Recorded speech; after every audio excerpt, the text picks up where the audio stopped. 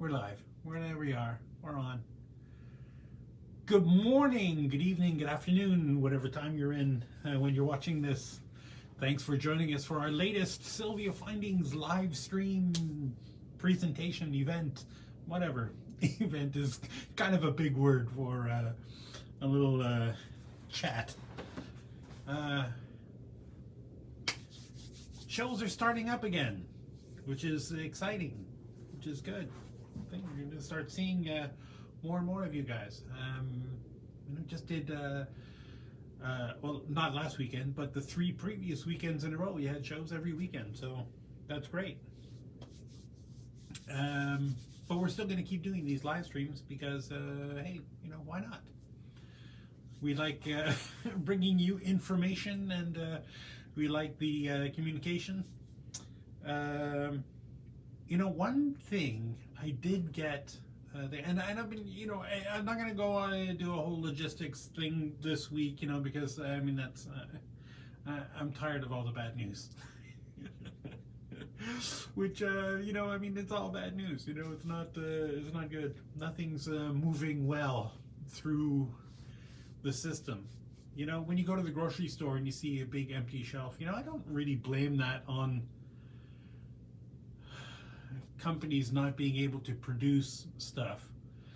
I kind of blame that on, logistics companies not being able to, move everything as quickly and efficiently as we're used to, right? Because, we're used to, everything is built on these just-in-time systems where everything has to be exactly in the right place at the right time. So, warehouses don't get full of product. The idea is that product has to keep moving. Companies don't want to hold on to lots of inventory, so they only ever get enough stuff to cover the orders that they're expecting to have in a short amount of time. And when the whole pandemic thing happened, logistics got really screwed up in the world, and stuff got messed up, and we're still recovering from that. So, I guess 6 months ago I would have said, yeah, I suspect this will all come back to normal, pretty quickly. But it's not, it's taking longer. And, issues in the world notwithstanding, these things are just trouble. Yeah. It is. Oh, I almost said it is what it is, and I hate that phrase. It is what it is, because it is what we make it, and we just don't care as a race, as a species. We're like, whatever. Planet, we'll just ruin it. Whatever, no biggie. We have another one today. Now that I've, totally depressed you all, the 3 people who are watching live, and however many people are watching after on YouTube or whatever, so now that you're all totally depressed, let's talk about X-ray fluorescence. One of the questions I get asked a lot is, well, is your stuff silver? Yeah.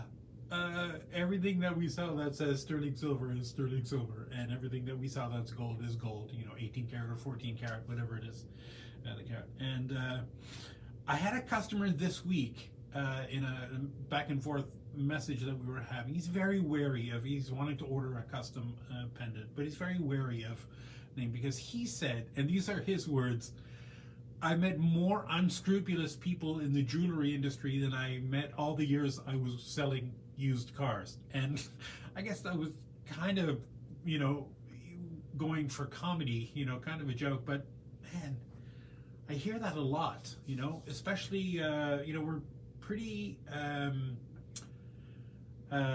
visible on YouTube. We have on YouTube, on Etsy, we have a big Etsy store with just about all of our products. I think we don't have like clasps and jump rings and stuff like that on there, because everybody and their brother has those kind of thing. But I think we might put some of those up. Oh yeah, all the pendants, all the rings, all the bails, all that kind of stuff. We have them all up there. And apparently there are a lot of people there who are selling things as sterling silver, or they call them silver. And if you look in the description, there might be the word color after silver. Silver color, which doesn't mean silver. It just means that it's made of a metal that's made to look like silver. But they still sell them as silver. In fact, and I'm gonna hide the company's name here because who knows. We got in the mail.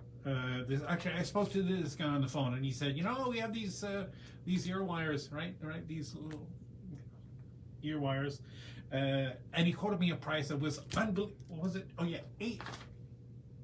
$15 100, right? So 15 cents each. Now, we make these. We have our own factory, right? So we make these. So I know that there's no way this person can sell me this at 15 cents each piece, and still make a profit and be able to sell them at that price. Like, if this were really sterling silver and it was $15, 15 cents each, I would have bought all of the ear wires that the guy had forever and just never made our own, because we can't even fabricate this or manufacture this at 15 cents in sterling silver. We can't. So I said, well, are you sure they're sterling? He said, yeah, they're stamped.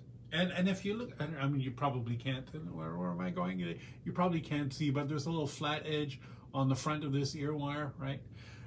You won't be able to see it, but it's stamped 925, little tiny things, I think. So I said, hey, send me a sample, thing. So he sent me a free sample. And how do you check? How do you know? I think, well, we're lucky. We have an X-ray fluorescence elemental metals analyzer here in the office. We have one in the factory too, for when we're mixing because we mix all the alloys ourselves, right? The silver, sterling silver alloys, fine silver, which I guess is ostensibly pure silver. Although I'll talk a little bit more about that in a minute. But we mix the alloys ourselves, right? So it's important for us to be able to dial down and get make sure that there's at least 92.5% silver. Maybe that I mean, I didn't mention, but it seems obvious. Everybody knows, right? 925 sterling silver. Basically, that means 925 points out of 1,000 are silver, or 92.5%.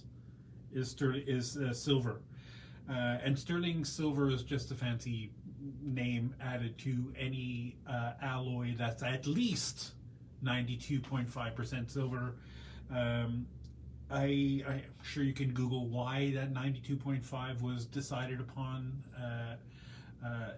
Technically, the best alloy for jewelry is more like 95% silver.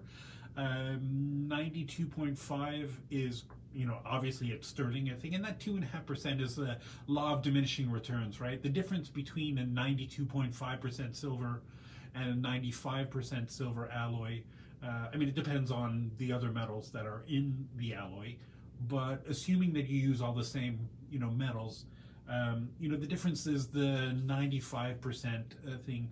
The prongs will be a little bit easier to bend. The metal is a little more resilient to scratching and denting as sterling, as 92.5 is. But anyway, neither here nor there.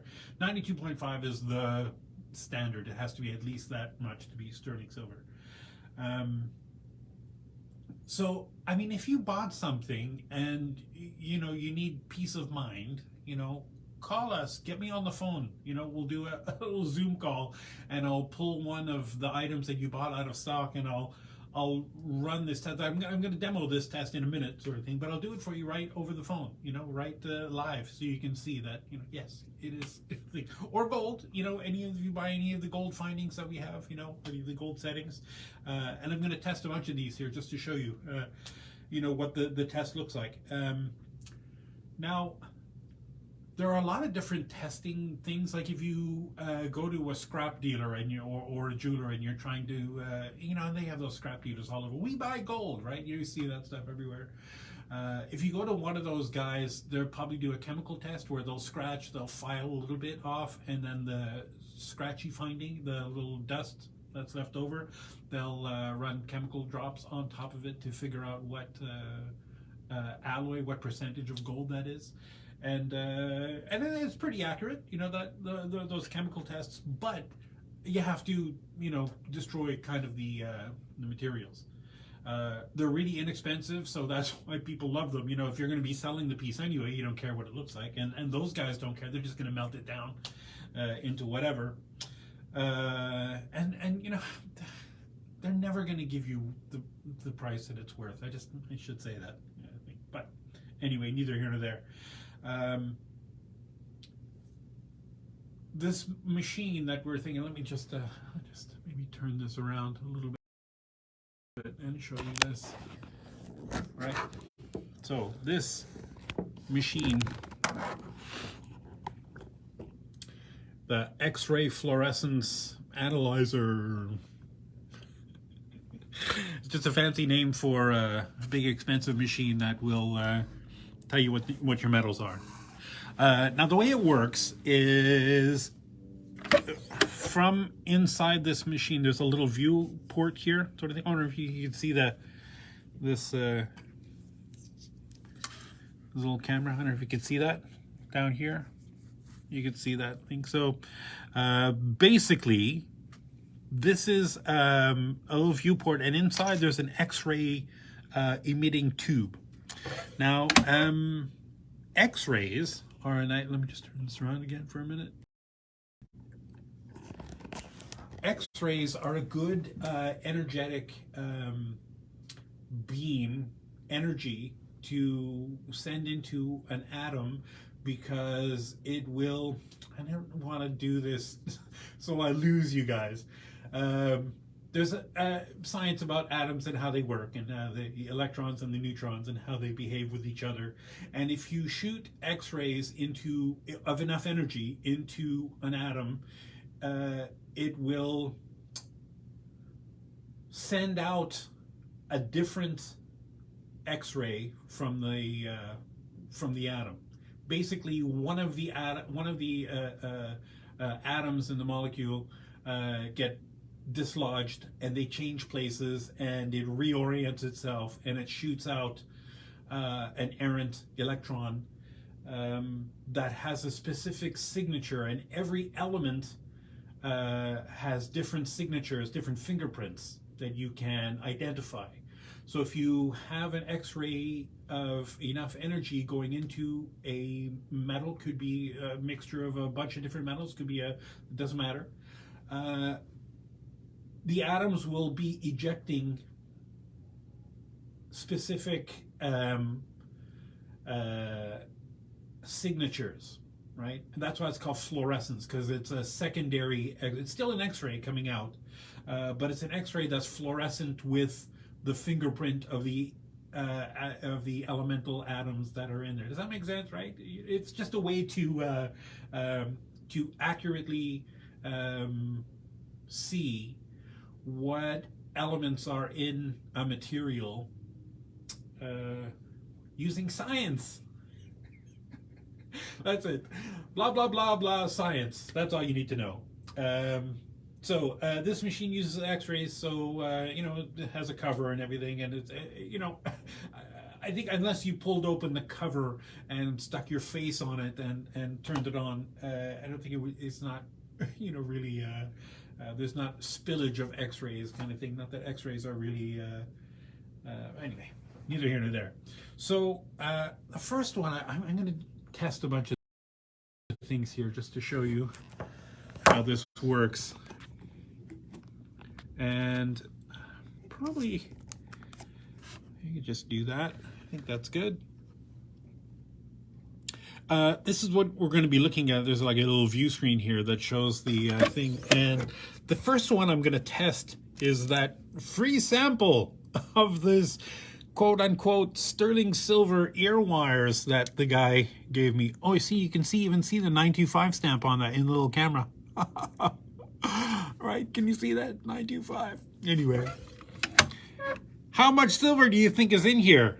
Let's run the test. Now, this will shoot the x-rays at this thing for about 30 seconds. And as it's doing that, it's calculating the fluorescent x-rays that are coming off there for the specific signatures of the different elements.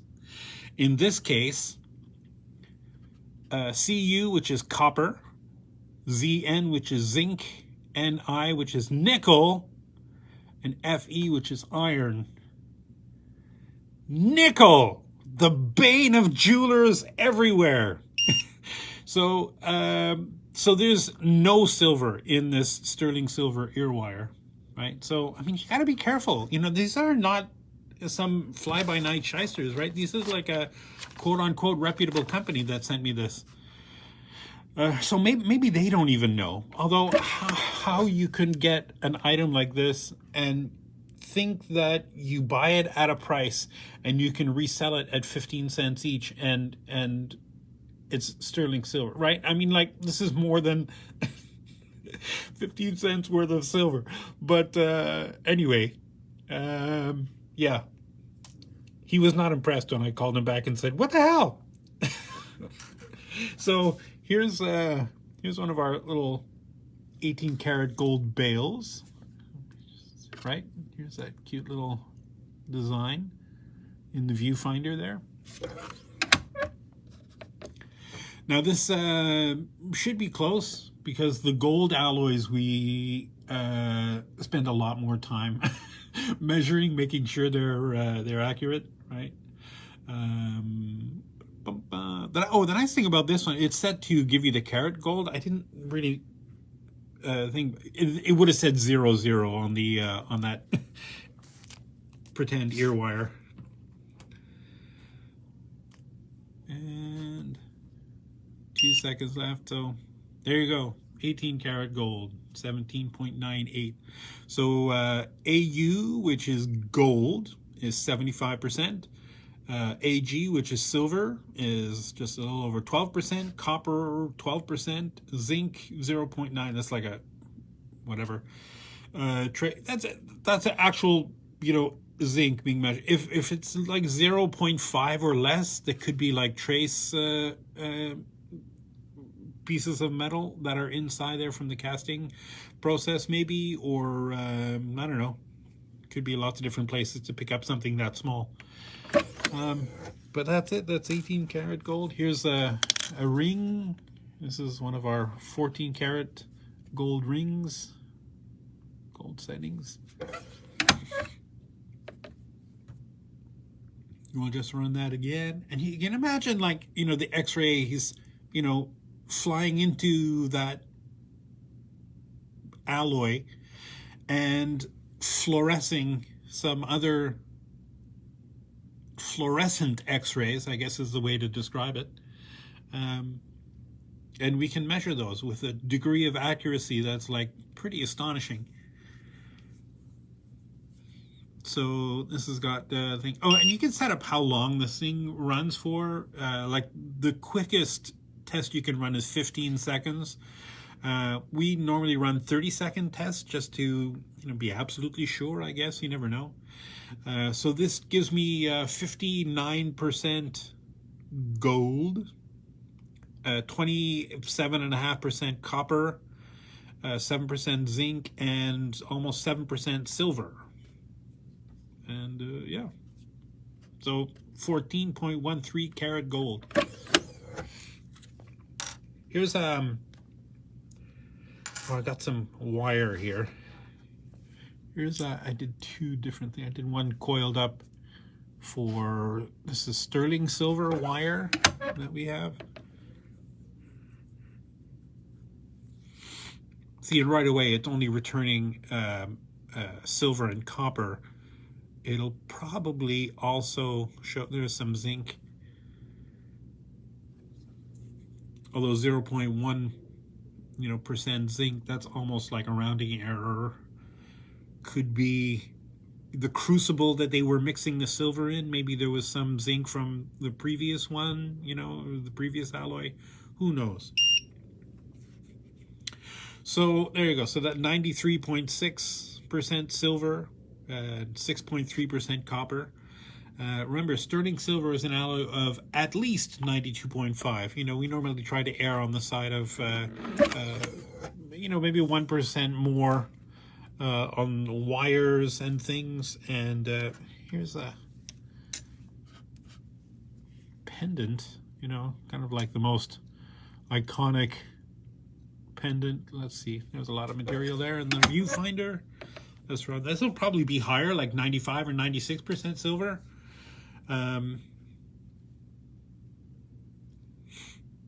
Just because that's just a little bit better adhesion with the rhodium. And you can see the 0.3% rhodium from the rhodium plating on the outside of that. But sterling silver, or the silver content, 97.7. I think it'll probably go down a little bit less. Well, maybe not. Cool, 97.7%. So that's a little bit higher, obviously, than 92.5. So that counts. 1% copper, 1% zinc. Here's another piece of wire I bent. This is some fine silver wire. I just bent that into a shape that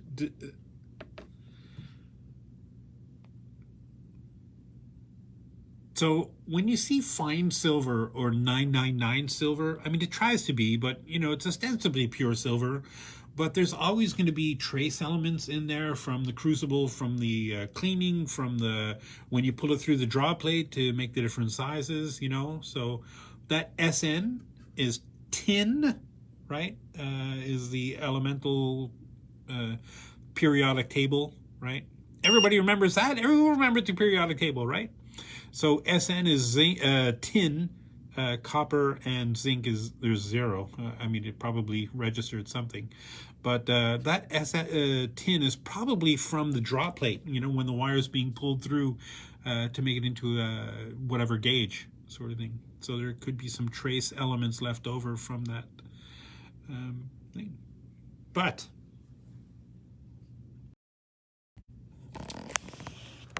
so this looks almost like one of those old Batman. So that's our machine. Just a very quick demo showing the thermal scientific X-ray fluorescence analyzer.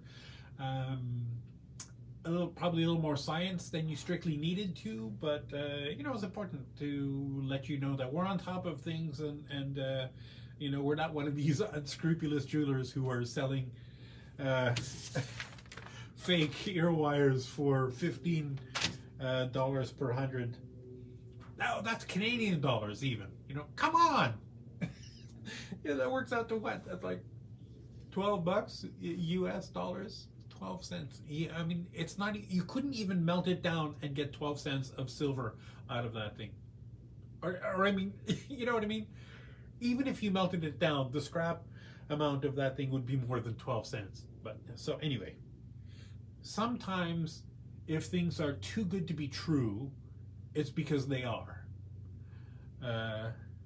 And other times, I mean, we get this, I think, a lot because our prices are good.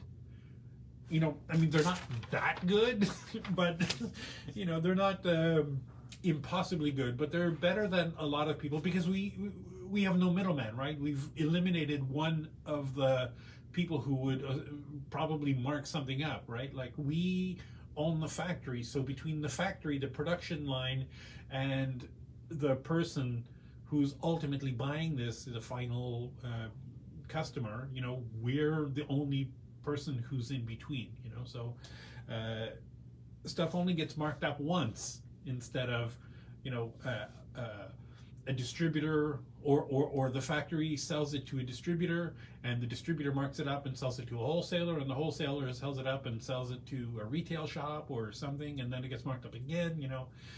So there's only one level in between that instead of two or 3, you know, could be. So that's why our prices are good.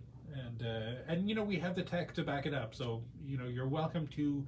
I think, or if you're local, you know, bring something in. If you're like, hey, look, I bought this. I'm not sure what it is. You know, I love. I mean, I don't love it because it's always, you know, kind of gross, ugly when you discover that somebody's been taken for a ride, or worse, that there's a dealer out there who's selling stuff that's ostensibly, you know, gold or silver, and it isn't. You know, like I said, with these guys, I'm kind of convinced that they didn't even know that it wasn't sterling. Although, how could you be in the jewelry business and sell things at that price and not know? I mean, I'm of two minds. And don't ask. I'm not going to tell you who it is. It's not going to happen. I don't need that angst in my life. But you got to be careful. And there you go. But you never have to worry about that with us, because you know we have the. I think, you know, we've been doing this for a long time. If we were, I mean, it doesn't pay to, you know, cast things with lesser materials, because it's just more work. You know, sterling silver is a beautiful metal. Silver is a beautiful metal to cast with, and you know, relatively simple. To, you know, the more copper, or the more copper and zinc you have in the metal, the harder they are to cast. You know, the more flux you've got to use, and the more, you know, issues you have with fire scale. I know that's a jeweler's word that doesn't mean what you think it means, but anyway. So welcome for coming to my TED Talk. We're done. Thanks for joining us on this little jaunt through science. Take care of yourself, take care of the planet, take care of your mental health, and we will see you next time. Probably next week, in fact. Are we doing one next week? I think we're doing one next week. All right, just keep apprised in the socials, and you'll see what's up. We'll talk to you later. All right, let's see.